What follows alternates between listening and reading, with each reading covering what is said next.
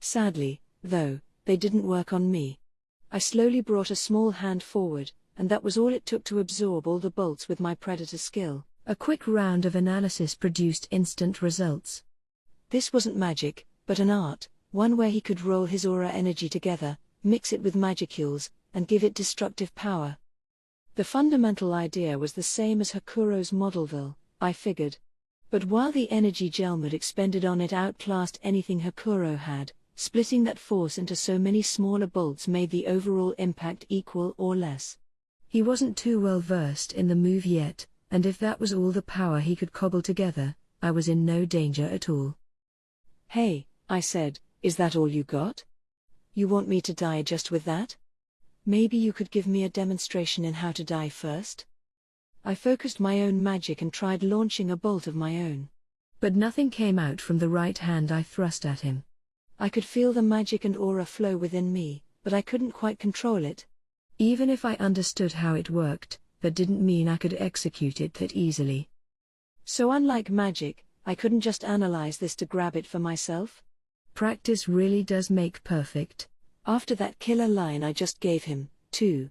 This is a little embarrassing. Thus, to cover up for my mistake, I shot off an icicle lance. It wasn't like I was married to Modelville, or anything. I just wanted to see how well I stacked up against a so-called upper-level magic born at this point. And once I get bored of it, I'll consume you, too. My icicle lance accelerated in the air before contacting Gelmud. He had his arms in front of him in an attempt at defending himself, and then instantly froze. He screamed in agony. Magic worked well enough on him, which I wasn't expecting. Of course, no magic born of the upper ranks would be finished by that alone. He immediately shattered the ice off his arms and fired an even larger bolt of magic at me. No fancy tricks this time, just a big, blunt hunk of magic, crafted with everything he had. Die. How dare you inflict pain upon me? I'll blast you to smithereens. But he couldn't. I just ate it up with Predator again. He let out a surprised yelp, shocked that I snuffed out the attack once more. No. What is that you're? He began shaking fearsomely. I sent a water blade his way. He tried to dodge, but the speed of it caught him off guard, cutting a deep gash in his side. Gah. Why you? That was not magic? So it wasn't that he couldn't guard it, he just didn't. He apparently thought Waterblade was magic, so he attempted to counter with an anti-magic barrier instead of expending the energy to dodge it. That barrier was probably why the icicle lance didn't do much lasting damage. Gelmud began chanting a spell, fervently attempting to heal himself. Wow, he's got that kind of thing, huh? He looked like a freak, but maybe he was more multi-talented than I thought. Guess the magic-born name wasn't there for show. Maybe I ought to exercise the old arsenal a little myself. Benimaru, Ranga, and the others were keeping a safe distance away, staying on the ready but apparently content in letting me handle matters. Shion was probably expecting me to go all out, I imagined, but she didn't look disappointed in me. She was hooked, in fact, eyes sparkling with delight as she watched. Hakuro and Sei, meanwhile, were ready to join me at a moment's notice, just like I figured they would. The Orc Lord and his minions didn't seem like they were going anywhere, either. Now was the time, I supposed. I casually sauntered forward, stopping once I was next to the still cowering Gelmud. Hey, can we get serious now? You were gonna show me what a high-level magic-born can do, weren't you? Then I kicked him. Hakuro could have easily dodged it, I was sure, but Gelmud took the full brunt of it. I could feel the sensation of bones breaking against my foot. Must have been a more telling blow than I thought, or was Gelmud that much of a wuss? Oh wait. I have multi-layer barrier and body armor on me, don't I? That probably had something to do with it. Why you? I am a magic-born, and you? As I pondered over what I had just done, Gelmud began to unleash his full aura in a rage. Yep, he sure was an upper-level guy, but it was still at only about the level of Shion or Sei, lower than Benimaru, in fact. Did that make him an upper-level magic-born? I knew I shouldn't have worried. With a sudden dash, I launched myself toward Gelmud's chest, aiming a fist right at the pit of his stomach. I felt no pain as I propelled it through his magical defenses. They dulled the effect of melee attacks, apparently, but they couldn't fully dull the effects of my punch. A look of anguish spread across his face. I paid it no mind, landing a flurry of strikes. He could do nothing to keep up with them. His aura was huge, but in terms of physical strength, he was nothing. Long-range strikes must have been his forte, and most projectile attacks were completely helpless against Predator. I never thought much about it, but against long-range attacks, I had a pretty insurmountable advantage, I supposed. Let's try some long-range moves of our own, then. I adjusted the water blade I fired a moment ago, creating a ball of liquid, then I tried infusing it with poisonous breath and paralyzing breath, seeing if it could all mix together. I then tossed the resulting ball, about the size of a fist, at Gelmud. It wasn't as fast as I thought it'd be, given that it wasn't pressurized like water blades. It was slow enough for Gelmud to react to, and he fired back with a magic bolt of his own. That water blade from before must have taught him to do away with the taunts and such. But it wasn't done yet. The ball exploded into a spray of fine mist, spreading all over Gelmud's body. "Gah!" he shouted in anguish, writhing in the mist. Just as I hoped. Now I knew how to modify the water blades themselves. And, wait. I think I had my finger on something here. When I created that ball just now, that feeling I had. I pointed my right hand at Gelmud, who was still in pain and desperately attempting to heal himself. Will this work? When I made that ball, I didn't take any water out from my stomach for it, I just rolled it out from my aura. Maybe if I tried that with magicules instead. There we go. I now had a fist-sized piece of spirit above my right hand. So far, so good. Now, how to fire this at him? Slowly, I pushed it forward, as if executing a breath-type attack. I felt something push lightly against my palm, and then the ball of spirit shot forward as fast as a water blade. Guess it worked. Hakuro's eyes burst wide open. He's learned Modelville, I could hear him whisper. Still unrefined, though. So now I had my own magical bolts. We'll just ignore the second thing he said for now. Once I learned something, things would fall into place pretty quickly. I was sure I could burn more magic to boost its strength, too. That shot just now missed, sadly. I'll hit the next one, I thought as I stared Gelmud down. What are you? How? Not even an upper-level magic born such as I could. He was interrupted by the bolt of magic knocking him cleanly off his feet. I was still just practicing, so I didn't put too much force into it, but it still beat one of my punches, it looked like. Next I fired several in succession. Smooth sailing. It'd just be a matter of time before I fully mastered it. Time for more practice, I decided as I targeted several shots on Gelmud. I then simply stood there as they all hit home. Geez, I'm more merciless than I thought. I think I got a little too excited about learning this new attack. Still, this dude was way too weak.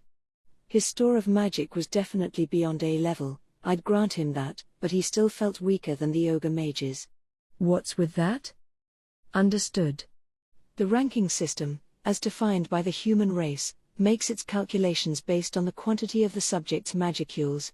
However, even if two subjects with the same quantity of magic fought each other, the competitor with skills and arts that consume this magic more efficiently would have a decided advantage. A subject's level is an arbitrary figure, with no official method of calculation, and is thus not reflected in an individual's ranking. Ah. So levels didn't count as far as the sage was concerned. Not like you can really say what level you are in life, and have anything to back that up with. This wasn't a video game, after all, some things you could only figure out by actually fighting dudes and seeing how you stacked up. Maybe that was why Hakuro, already high level to start with, exhibited such a startling change in physical strength with his evolution. You could have all the power in the world, and it meant nothing if you couldn't harness it. Gelmud proved that much.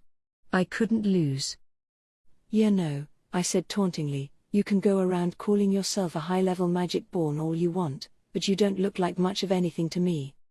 Or do you have some kind of last resort you're hiding? Yeah, what kind of skills does he have? 'Cause I didn't feel like I was in any kind of danger, but I wanted to glean as much intel as I could. I wasn't letting my guard down, my mind was on the Orc Lord's potential moves, but he still didn't seem interested in moving at all. All right, he said, I will let you join my cause. Soon, I will. I punched him. Does he listen to anything people say? Arg. Stop. Wait a minute. I have the backing of a demon lord behind me. You will not get away with this. Oh, now he comes out with that. Man, what a pain in the ass. So? I asked. And what are you gonna say when you run back crying to this guy? You don't think he'd actually let you stay alive after this, do you? Jelmud began visibly shivering, face painfully tense. Gah. Get away from me. He stammered the words as he crawled backward. You're dead. The Demon Lord will never forgive this. The Demon Lord, huh? Leon, hopefully, I had a date with him already. I doubted I could take him right now, really, but I was curious how strong he was. I knew there were multiple Demon Lords running around, but were they all about the same, power-wise? This guy seemed to know a thing or two about them, and I'd love to pick his brain for a while, but I'd hate to blink once and have him slip through my fingers. I had to think about that as I interrogated him. Hopefully he'd stay just as loose-lipped as when he revealed his role in all this. A pity I couldn't just consume him and gain all his memories. That worked for magical knowledge, for some odd reason, but even that was kind of the luck of the draw. I could always extract skills from that, though, which almost seemed like cheating. Speaking of that, I quickly decided to use my sticky steel thread skill to keep Jelmud in place before he got any funny ideas. He had already been levitating into the air, chanting something, probably attempting to fly off, I assumed. But that was no problem now. Damn you! He shouted, attempting to unravel himself as I approached him silently. Stop, get away. Hey! Orc Lord! Over here! Help me! Now he was seeking salvation from the very Orc Lord he called a fool and a dunderhead a moment ago. Talk about a lost cause. I always respected a leader who had the high regard of his staff, but I hated the opposite. Especially when they treated the people under them as disposable. I was merciless against that. He probably had a lot of juicy skills on him. No need to waste any more time. But having the chance to speak to Jelmud beforehand made the thought of eating him more than a little unpleasant. The heaps of corpses that now surrounded him made his heart cry out in pain. I'm hungry. Hungry. You? A high orc kid? Why don't you just die already, you worthless brat? All of us are starving now. O great magic-born, grant us your mercy. Don't touch me. You'll get your grime all over my clothes. Wait. You. Is it all right if I eat this? Of course. No need to restrain yourself. Eat until you've had your fill, so you can grow big and strong. Thank you, O great magic-born. I will never forget this. It is fine. From today forward, you may consider me as your father. Ah yes. Let me give you a name. Your name shall henceforth be. Scenes from the past flashed in his mind. Memories of the first time he was picked up by the magic-born who adopted him. And now he was following his adopted father's orders, hoping to repay the favor any way he could. The two shared the same mission, to transform the forest of Jura, this bountiful place, into a second paradise for the orcs. So they could abandon their own starvation-racked, disease-ridden homeland, so barren of anything that even the Demon Lord no longer paid it any mind. If he could only gain control of the forest, his father would have his talents recognized by the Demon Lord. He would become part of the Demon Lord's leadership, and once that happened, he promised that he would provide aid to even more of his allies. But to do that, he needed power. He needed to consume the higher-level races of the forest, gain more strength, and build a new paradise for the orcs, a safe haven to build upon. The forest's blessings would ensure their comrades never had to think about starving again. The other races might suffer, perhaps, but they would have to accept that survival of the fittest, that absolute, incontrovertible law, applied to them, too. In the end, this war, after all, was a struggle to find the seeds capable of survival. It should have all worked out that way. If only you would have evolved into a demon lord already. What did he mean? What did his father, Lord Gelmud, want from him? For the one called the Orc Lord, all he could do was stare at his adoptive father, with his dull, yellowish eyes. Gelmud, paralyzed by fear, fired bolt after bolt of magic at me, materializing them out of thin air despite having his hands restrained. A very skillful act, but it didn't help him. They harmlessly bounced off my multi-layer barrier. The bolts counted as a melee attack, I guess, so they couldn't penetrate my defense at all. I knew that from my previous analysis, so I knew I no longer had to bother predator-ing them. The former sneer on his face was replaced with a gasp of despair. Damn it! He shouted. Help me, Orc Lord, I mean, Geld. Ah. So he had named the guy after all. I suppose he wanted to conceal his relationship to the Orc Lord, for reasons I couldn't surmise. He said he was forbidden to meddle before, which I imagined had something to do with it. That, at long last, stirred the Orc Lord to action. Did he want to help Gelmud? Well, all right. He was free to do whatever.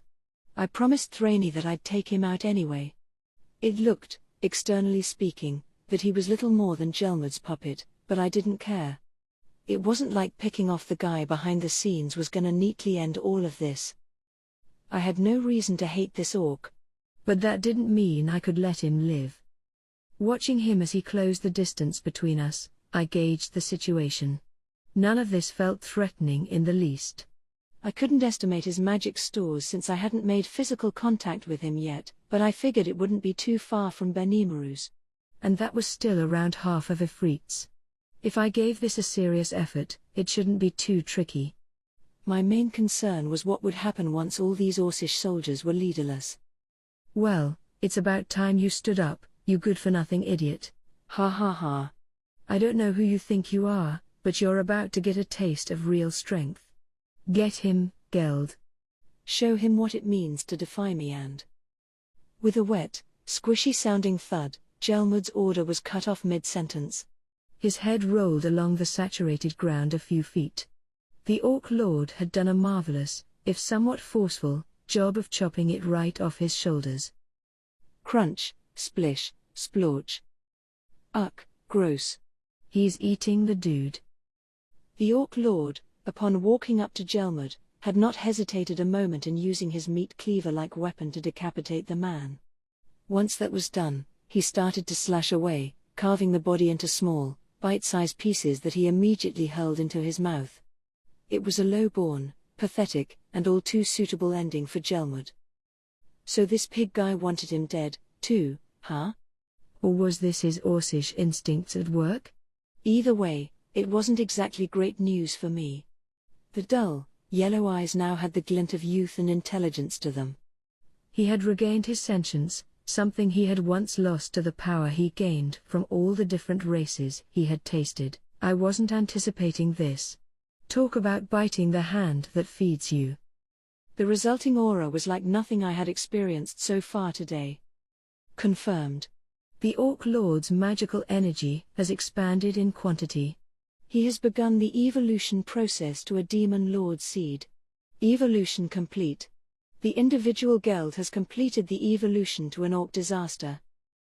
Oh. That was the world language talking, wasn't it? Neat. Wait. Stay focused, man. He's really done it now. There I was, figuring I could whip him anytime I wanted, and now look. Cut me a break, man. This was completely my fault. I knew I shouldn't have gotten so cocky. Gelmud was so much weaker than I anticipated, and I figured killing the main guy behind all this would wrap everything up, neat and clean. Boy, was I wrong. Too bad I didn't kill him when I had the chance. Okay, new rule from now on. When you can kill a guy, just do it. I'd have to keep that in mind. No point making mistakes if you never learned anything from them, after all. But getting back to the point. What should I do with this guy? I couldn't stew in my own juices forever. He's gonna have to be taken down, one way or the other. Things were now moving along by themselves, regardless of what I thought. Reality wasn't willing to wait for me. Grara. I am an orc disaster, the devourer of all. My name is Geld, the Demon Lord.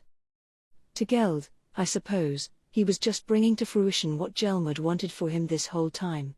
Gelmud wanted him to become a Demon Lord, and he simply selected the quickest way to evolve into one. Just as Gelmud wanted. No servant could have been more loyal to his master, and I sadly didn't notice that in time. All I could do there was groan out what a monster.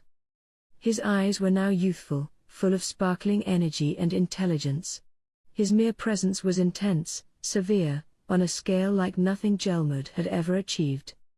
This was a Demon Lord. A monster whose magic energy had multiplied into something almost overwhelming. He certainly deserved the title. The world language suggested this was a Demon Lord seed, too. The real evolution had yet to happen, maybe? I better kill him right now, I realized, or else he really would become a disaster for the world. Benimaru and the other ogres were positioned for battle. They could see how much of a threat the Demon Lord Geld was. Their easygoing smiles were gone, replaced with stern, serious frowns. So Raimaru, Benimaru said. Let us handle this. Shion, meanwhile, didn't even bother to speak. With a flash, she whipped out her large sword and swung it home, putting all her strength behind it, enhanced further by the extra skills steel strength and strengthen body. Geld attempted to block it with one meat cleaver-equipped hand. Even for him, it wasn't quite enough. He brought up his right hand now, too, doing his best to resist Shion's incessant attack. You think some dirty pig can be a Demon Lord? Shion shouted as she landed another strike from up high. Don't you dare believe that. Kurobei's expertly crafted blade now had a visible aura around it, as it landed with a dull thud against the Demon Lord's body. Both took a step back before clashing once more. Long swords slammed against cleaver, raining sparks upon the battlefield. It looked like an even match, but before long, the differences between the two became clear. Every muscle on Geld bulged, his very armor pulsing as if it were part of his body. It was the Demon Lord who won out in the end. His muscle outclassed Shion's, even with strengthened body and all of that. The evolution had greatly enhanced his physical body. It made me want to sigh in despair. Shion was tossed back, and Geld pursued her. Realizing the danger, she attempted to deflect the blow, while leaping backward to reduce the impact. The damage upon her was clear nonetheless. She winced in pain. It'd be a while before she was ready to move again. But Shion wasn't the only one here. As Geld landed the follow-up attack, a middle-aged samurai stood strong behind him. It was Hakuro, and with a speed even I was just barely capable of following, he drew his sword from the staff it was hidden in. The blade glowed with a constant light, energized by the battle force housed inside the wielder. Its brightness indicated exactly how focused Hakuro was on this. No one could block or dodge him now. A streak of metal ran across the Demon Lord's body, cutting it cleanly in half and even slicing off the head on the way back up. That had to be enough, I thought, but I was still being far too optimistic. Geld's body reconnected itself, thanks to a yellowish aura that regrouped all the parts with tentacle-like tendrils. The completed body then leaned down, grabbed its head off the ground, and reattached it like nothing was amiss. The horror movie-like scene silenced everyone for a moment. Even Hakuro was obviously surprised. Now I knew the most fearsome thing about the Demon Lord Geld was his otherworldly healing skills. For now, this monster wouldn't have any resistances, but once he gained them, he'd be impossible to kill. Then, Demon Wire Bind. CI used his sticky steel thread to apprehend Geld. He had been lurking within Hakuro's shadow, waiting for the perfect timing to restrain the demon lord's moves. "Get him, Benimaru!" he shouted. Benimaru was already on the move, suddenly unleashing a hellflare strike. Only a small dome opened around Geld. Whether he was deliberately keeping it small or was short on energy after deploying 4 of them, I didn't know. Geld, restrained, had no means of escape from the barrier as it became engulfed in high-temperature flames, doing their level best to incinerate the demon lord. The power of the heat was unaffected by the size of the dome, giving us a guaranteed death. Or so we thought. Several seconds later, the dome was gone, and Geld was just casually standing there. Benimaru grimaced at the sight. Hellflare was a powerful move, yes, but it was designed for efficiency. It was focused on doing its deed within only a couple seconds. It was incapable of keeping the burners on for extended periods of time like Efreet could. Generating Efreet-style temperatures with relatively little energy was an impressive feat, don't get me wrong. But a target with enough resistance could easily focus on defending itself to survive the blast, I suppose. If Benimaru could make it last longer, the flames would eventually overcome any resistance or regenerative skills. That, or maybe he could focus further to make the fire even hotter, capable of burning anything in the world. But no. It wasn't wholly ineffective, though. Geld had no heat resistance, his skin was burned horribly. The resistance his aura offered was all that kept it from being a lethal blow. He had probably gained something along the lines of self-regeneration, like what I had in slime form. The burned skin was already sloughing off, with new skin being generated from underneath. And the moment Geld whispered something, he began to heal quicker than ever. He must have inherited, or seized, Gelmud's own healing skills. Combined with his own inherent abilities, he could probably heal almost as fast as me with ultra-speed regeneration. The battle continued as I watched and analyzed. Ranga aimed an extra strike at Geld before he could fully heal from Benimaru's damage. He focused his dark lightning on a single point and released it, much as I had before. Nothing fancy, just a killer amount of force. It hit Geld directly, freezing him. He was burned and blackened, and as we watched, he fell to the ground. This time, I was sure we had won. And why not? Not even I was sure I could withstand that kind of attack. If it were a replicant of mine, it'd be burned to a crisp. I guess we all wound up pitching in on this kill. Hope they don't think any less of me for it. I doubted any of the ogre mages could have taken him on solo and had any chance. That attack just emptied Ranga's energy, too. Dark lightning consumed a ton of it, with obvious results. He was now curled up on the ground, unable to move. I wish he could have kept a bit in reserve, but I couldn't blame him for not doing so at a time like this. Besides, it was over now, right? Then I heard something. So this is pain. The blackened, charred demon lord was back on his feet. Guess not, then? No way, I whispered. This monster was totally beyond all common sense. I wasn't sure this was reality any longer. Before my eyes, the demon lord had just ripped off both his arms and eaten them. An orc general ran up to him. "My lord, let my body join yours." They nodded at each other, and that was that. The orc general was killed, then casually cannibalized. Man. And with every bite, that charred skin fell away, revealing yet another fresh layer underneath. Then he grew entirely new arms, driven by the muscle and fiber gained from what he consumed. He could use that to cast self-regeneration on himself as many times as he wanted, I imagined. Talk about an incredible healer. I mean, seriously, if we don't kill this dude in one hit, we're never getting out of this. Or maybe we'd have to render him into nothing but atoms to finish him. The one thing we knew for sure, though, was that my 5 strongest underlings could pool their abilities together, and that still wasn't enough. Then the demon lord let out a guttural battle roar. Not enough. He screamed, his yellow aura coursing across his body. More. More, let me eat more. Consume them all. Chaos Eater. Like sentient tendrils, the yellow aura extended its way toward the nearby piles of bodies. They instantly corroded their flesh, consuming them whole. If anything, it was this yellow aura that was the true driver behind Geld's power. It was another application of his unique ravenous skill. Part of that skill involved rot, something that could literally rot anything that it made contact with. If the target failed to resist it, it was corroded and killed if it was organic. Fearsome indeed. Instinctively sensing all this, I ordered my troops to retreat. Fall back. The moment I did, the ogres stepped back.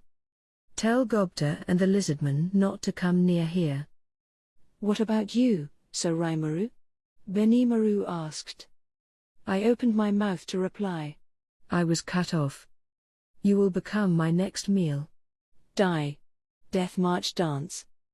The same attack Gelmud tried out earlier, but now it was much more of a punisher. Not only was far more energy packed into it, but each tiny magic bolt had rot added to it. Get hit by one, and even the ogres would be gravely hurt. I had to do something. I was no longer able to keep my body from quivering. This was something that came from instinct. Oh. I just couldn't stop. Is this fear? No. This is joy. Oh. So I'm overjoyed. Yes. From deep within my body, I was quivering in a frenzy of joy, and there was nothing I could do to stop it. A foe that even 5 of my strongest fighters couldn't handle. And yet, there wasn't a trace of fear in my heart. The depression I entered this battle with was a thing of the past. Now, this demon lord had elevated himself in my mind. He was my enemy. Sorry, I thought you were just a pain in the ass earlier. Now I'm serious. A flurry of magical bolts flung themselves toward me. I used Predator to consume them, and then the tendrils of yellow wrapped themselves around me. The demon lord Geld's death march dance bolts danced around in the air, as if self-conscious, before coming in to swallow me. It was infused with Chaos Eater, and it had a mission to carry out. In another moment, the elastic tendrils were around me. Even if they were still on the other side of my multi-layer barrier, it still didn't feel very pleasant. Yeah? You wanna consume me? Well, all right. Do it if you can. Worked up as I was, my instincts commanded me to flash a weak smile. If you wanna eat me, you'll just get eaten first. Silently, I removed my mask and put it in a pocket. It was time for my clash with the demon Lord Geld. An impartial observer would probably assume that I'd have a hard time defeating the demon lord. But slowly, I took out my sword, the yellow aura still around me. I didn't like that aura, but it wasn't dealing me much damage. I didn't have resist rot in my arsenal, but it must have been dealing melee damage upon me, nothing I couldn't cover for with ultra-speed regeneration. Closing the distance between us, I slashed at Geld. He cleanly blocked me with his meat cleaver, sending me somersaulting. I should have expected as much. I couldn't take Shion in a sword-on-sword clash, and she just lost to this guy. And Hakuro, who was on another plane of existence from me swordsmanship-wise, could do little against him. I tried another slash, moving at hyperspeed to confuse my foe, trying to find any weakness I could from every angle I could think of. I knew it was pointless, but I couldn't stop going through the cycle. Whenever I was blocked or swatted away, I just kept going back, testing it all out. It assured me of one thing. I was weak. I thought back to the 5 fighters I had directly under me, as well as Shuna and Kurobe. They had each inherited part of my skills, and in terms of using them, they were already far more expert at them than I was. A refresher. Ranga, Dark Lightning, Control Wind. Benimaru, Dark Flame, Control Flame. Hakuro, Hasten Thought. Shion, Steel Strength, Strengthen Body. Ci, Shadow Motion, Replication. Shuna, Analyze and Assess. Kurobe, Research. Even among the most typical of skills, the differences were obvious. The ones they inherited were either downgrades or incomplete versions of my own. Absolutely a step down, in all ways. But they were using them all far more effectively. If I fought each one-on-one, I was pretty sure I could win. Several at once? No way. That was how strong my fighters had become. And despite that, the Demon Lord Geld probably could take them all in one go. And win. My sage analysis of the battle results told me so. They all lacked a truly decisive weapon, and sooner or later they'd run out of energy and lose. This wasn't a foe I could beat if I fought normally. Emphasis on normally. The ogres could use their skills far more deftly than I could. Why was that? For Hakuro, that was mainly just his high level at work, but what about the others? There were a few reasons. They mixed the skills with their own arts, or their instincts allowed them to unleash their full potential without holding back. They had adopted the skills for themselves, and they could use them more efficiently than I ever could. That's what made them strong. Through my sage-based simulations, I knew I'd have trouble defeating several at the same time. But was that really the case? And, really, was I weak at all? To answer that, let's start with an assumption. Most of my skills were wrested away from other monsters. I wasn't born with them, so I needed to start by understanding exactly what they were in the first place. You aren't automatically handed a driver's license just because you're tall enough to sit behind a steering wheel, and you sure couldn't expect to win a professional race that way. But when I found myself transferred to this world, I did already have a skill or two. The skills I was born with, ones I could use as freely as snapping my fingers. So all I needed was a single order. All right, great sage. Smash that foe for me. Received. Switching to auto battle mode. And there was my answer. The Demon Lord Geld was overjoyed. Monsters with some actual backbone to them, and 5 at once. Any monster formidable enough to make Geld feel pain would be more than welcome inside his stomach. He could eat the strongest he could find, and that would put him even farther down the road to Demon Lord evolution. Just as he was about to swallow them up, another monster blocked his way. Geld was hungry. He had taken severe damage, and he needed flesh and blood to heal himself. That was why this monster in his way riled him up so much, this strange creature wearing a mask. Worthless minion, he thought. He bore almost no palpable aura and looked like just another human. He had seen him sprout wings and fly, however, so there was no doubting his monster origins. The Demon Lord intended to kill this thing along with the 5 tidbits he already had in his sights. But it was so strange, Geld's attacks seemed to do nothing. He would lose his 5 snacks before long. Now this monster was standing before the Demon Lord, all alone. It removed his mask, revealing its true face, though it was more girl-like in appearance than anything, with hair as silvery as the moon. It looked cute, but the smile on its face was one of pure evil, almost like it was looking forward to this upcoming battle. The moment the mask was off, the aura it held back began wafting across the area. Geld sensed something was off. My imagination? I cannot even comprehend the bottom of this aura. But despite his apprehensions, Geld was greeted with the sight of this creature unleashing a flurry of pointless attacks. Maybe it was his imagination after all. I'll eat you first, then. If this puny insect got in the way of his meal, Geld had no reason to show mercy. And this creature had far more energy than he originally thought. A high-quality entree. Flicking away the annoying pest, Geld adjusted the grip on his meat cleaver, preparing for the final blow. But then the creature halted its silly assault, standing bolt upright on the ground. What's it doing now? The girlish creature's expression froze, completely bereft of emotion. And then, it looked at him. Those eyes, they shone like gold, as if appraising him. Geld wondered what it meant, then he realized there was an arm right in front of him. Question mark. He knew what had happened, but hesitated to accept it as fact. His own left arm had been severed at the elbow in an instant, and sent flying in front of his eyes. Then it was turned to ashes with dark flame.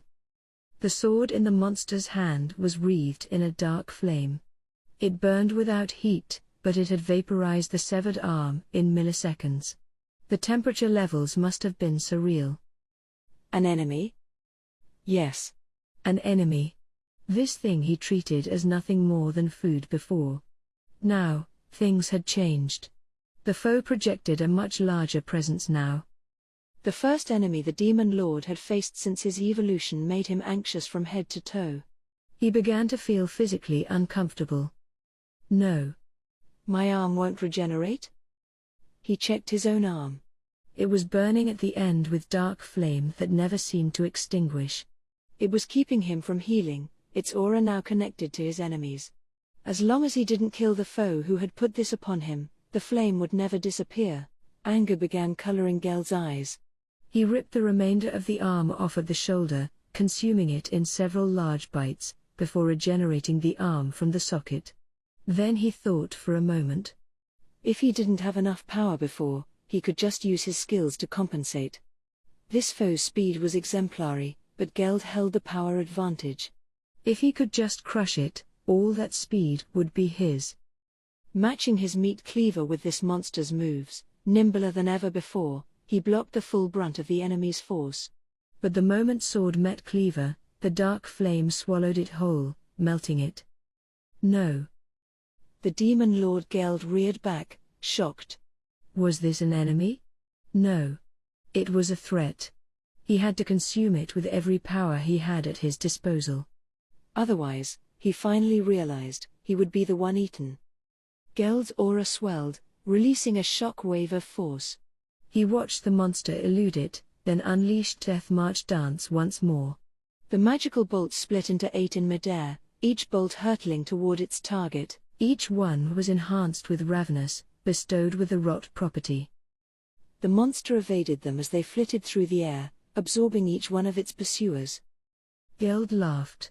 Now you will be consumed. The 5 fighters from before no longer figured in his mind. All that mattered was the prey in front of him. The monster was still distracted by the magic bolts. He confronted it, reaching out for its body. The foe noticed just in time. It turned, then began to grapple with him. Geld had the strength advantage. I could crush it now, he thought. But then he fell, his balance lost. The foe had kicked him in the knee, shattering it. This innocent little girl. It was unimaginable, how quick the strike, how brutal the impact. Geld refused to let go. Gah ha ha ha ha. I like it.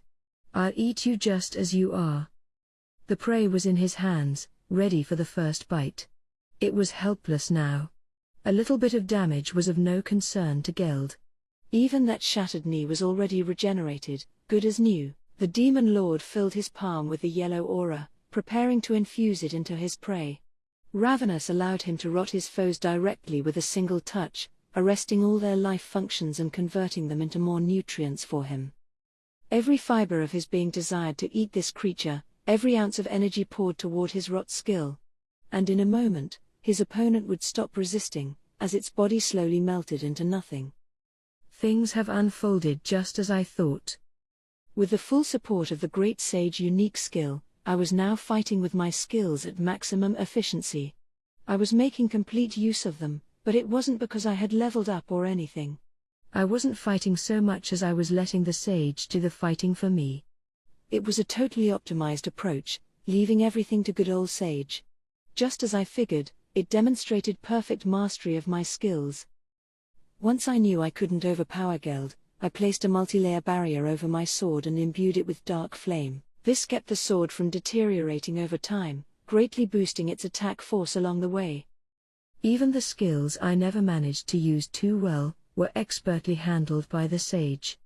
It processed all the data at hand and always chose the most effective move to make next. It was covering the entire board as it figured out how to handle the Demon Lord, like a chess problem. But even then, I couldn't let up. Geld was starting to keep up with me speed-wise, and if this battle kept going, it might get worse. And if Resist Flame was one of the potential upgrades, I had nothing on him. Hell, for all I knew, we were already at that point. And besides, everything I had for myself applied equally to the Demon Lord Geld. He had only just evolved, he was unfamiliar with whatever he had just inherited. Whatever advantage I had, I was losing it with every moment I dawdled. Geld was in the throes of evolution, much as I thought I was. That was why I had to wage the battle this way. Grappling with him was exactly what the sage predicted. It would prove difficult to burn Geld to a crisp with dark flame only. He healed so quickly that it'd take too much time to completely burn him up. It might be possible if we could capture him in a flare circle, though, and that was why I had to subdue him first. So I had instantly overwhelmed my opponent, inviting him to fight using the skills he was most familiar with. The Demon Lord fell for it beautifully, accepting my test of strength. Just like the sage predicted, Geld wanted to rot me, then consume me. If I could deploy a flare circle before then, I won. I had to hand it to the sage, it had read the guy like a book. But now the one possibility I had given a passing thought to, the one the sage dismissed as too infinitesimally unlikely to happen, became reality. Bah ha ha ha. Flame doesn't work on me, you know. I had locked myself in a ranged barrier with him.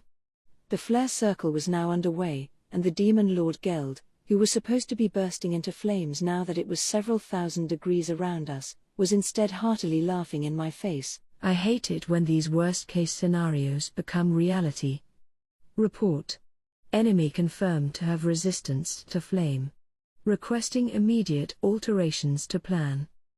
The great sage came back online, sounding the same as always, even if I imagined it sounding a tad unnerved. This was terrible. Horrible, really. Right at the climax of it all, my enemy had just checkmated me. But, why, though? There was still no anxiety or concern in my heart. As if I had hoped this would happen all along. Oh really? I said, flashing a proud smile. Because you might be a lot happier succumbing to the flame soon. The Chaos Eater that served as Geld's aura was starting to make its way through my multi-layer barrier. It didn't hurt, but it was making me intensely uncomfortable as it wended its way around my skin. And yet, I still felt nothing but joy. It was what I wanted. He was my enemy, and he had to give me this much, at least. I got this, I silently told the sage, retaking control of my body. The sage, while taking over, had allowed me to observe Geld at close range. Taking full advantage of the break, I had accelerated my thoughts 1,000 times to consider what to do if the unlikeliest of events occurred. A computer that never makes mistakes tends to see everything as a probability. It seeks efficiency, cutting away anything it deems redundant. That was why I was here. I was a ball of inefficiency, a former human with a deliberately incomplete thought process.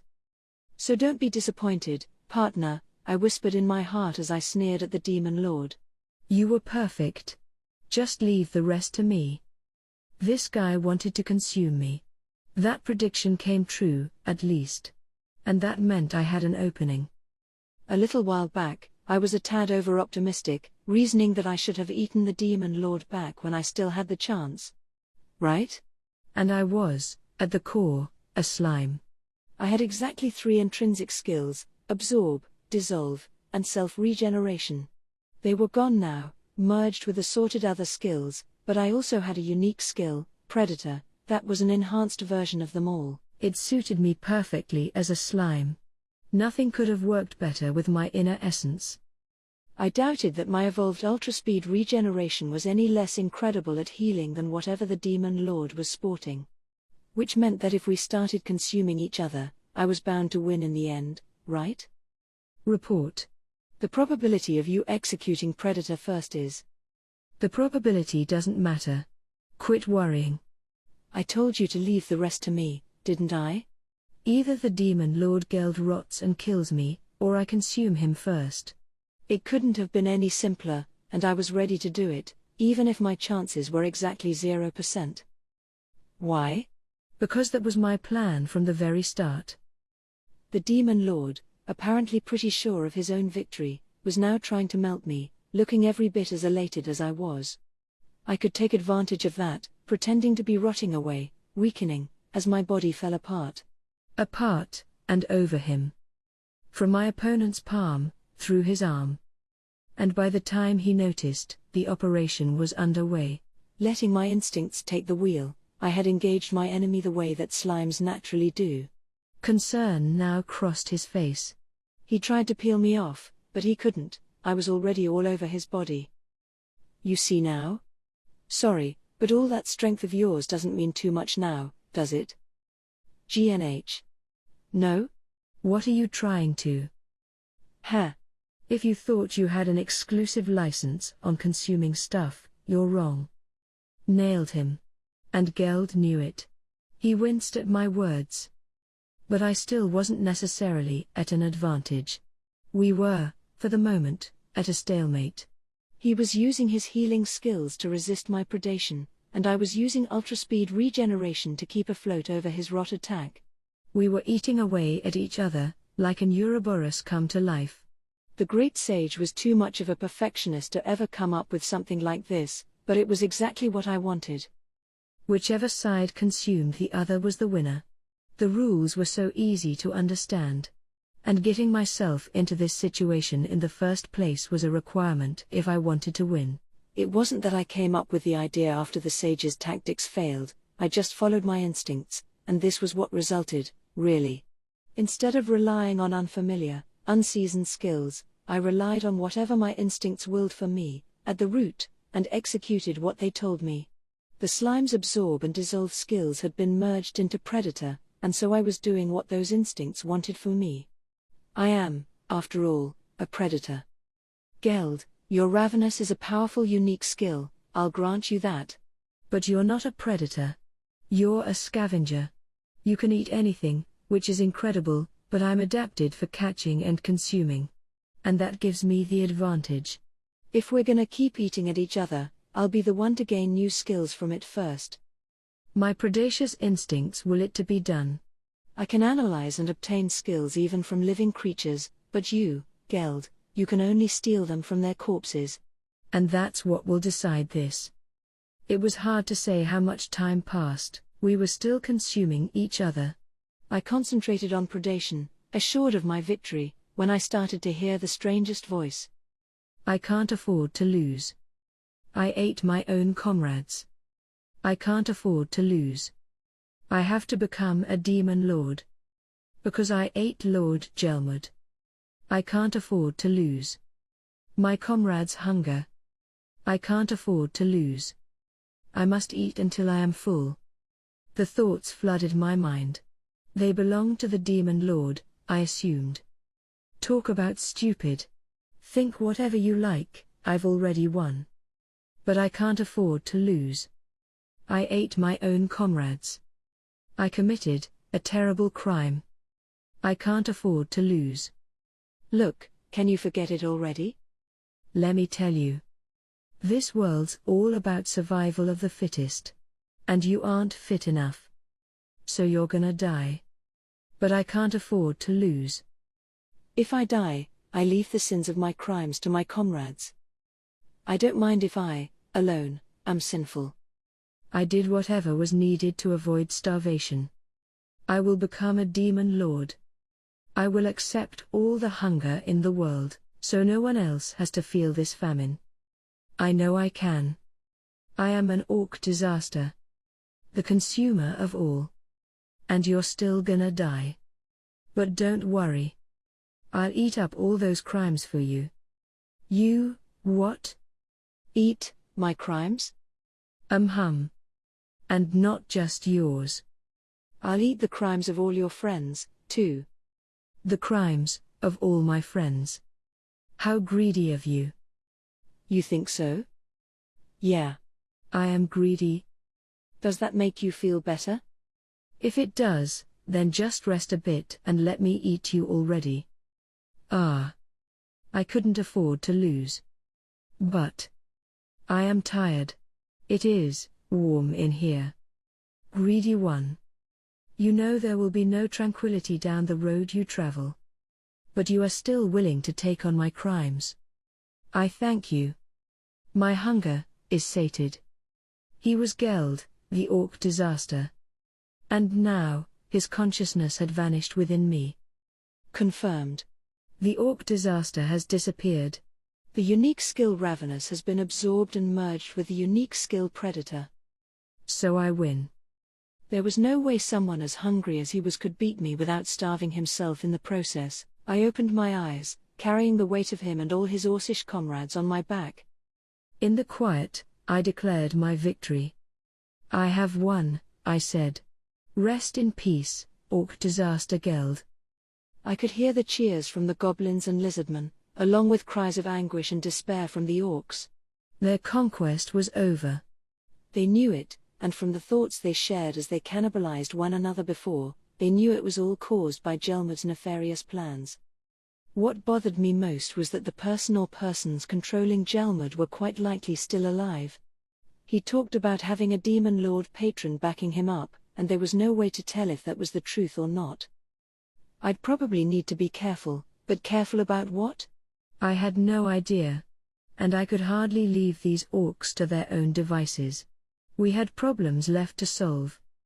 The next day there was a very important meeting, one that would go down in history as the one that established the Great Forest of Jura Alliance. Chapter 7. The Great Forest of Jura Alliance. The man sat alone, relaxing in an impossibly ornate room. He smiled, which was visible through his mask. Elegantly, he waved a hand in the air, directing his servants to exit the chamber. They bowed to him, every motion carefully practiced, and left without a word. Just as they did, a jovial-sounding voice resonated from the previously empty sofa against the wall. Well, so much for Gelmud, huh? After all the help we gave him, he screwed everything up right at the last minute. The voice belonged to Laplace, bizarre clothing and eerie-looking mask still intact. The news he brought was grim, but he didn't sound particularly affected as he walked up to the man. PFFT. It is not an issue. He died without breathing a word about our relationship. True enough, Laplace observed as he took a seat across from his conversation partner. But after all that work setting it up, it's gotta hurt that it didn't result in a new demon lord, isn't it? You wanted a demon lord that'd serve as your faithful servant, rather than having to work as equals with the others. That was the whole point, yeah? The man gave Laplace a fatherly nod. It would be a lot easier, he observed, if you were willing to take that role for me. Ooh, no thank you. Can't say I'm up for taking on that kind of responsibility, no. Those guys are a bunch of monsters. If something went wrong, it'd be my neck on the line. I mean, the last demon lord that was born.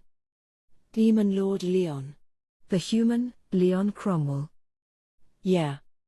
They could feel the temperature palpably drop around them. The one thing that any would-be demon lord had to bring to the table, above everything else, was strength. Real strength. Nobody in this world was stupid enough to call themselves demon lords. Anyone who attempted it would attract the ire of the current ones at the top of the food chain and probably not live for much longer. But there were some out there who could rile a demon lord, then actually fend them off in battle. These were also recognized as demon lords for the force they so clearly wielded. But for the past few centuries, no demon lord had been born with such latent strength. The last one was the former human Leon Cromwell. His almost eerie charm allowed him to attract an army of magic-borns to his side, one after the other, before he declared himself the lord of his little frontier territory. This enraged one nearby demon lord, known as the Cursed Lord, and he immediately declared war on Leon, only to be beaten back, at great loss of life. Not by Leon's army, but by Leon himself, acting alone. That was enough to make the Demon Lord title permanent. Such a debut, based purely on shows of force, was a rarity. In most cases, if you wanted to safely stake your claim to the title, you needed the backup of at least 3 current lords.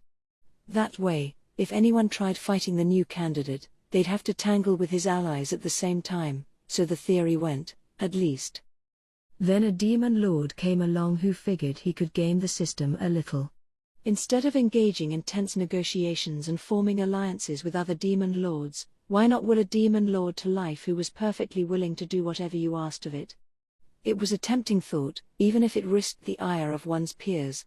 That was how this plan worked, then, to make the new demon lord birth look as natural as possible, so no one could possibly question its authenticity.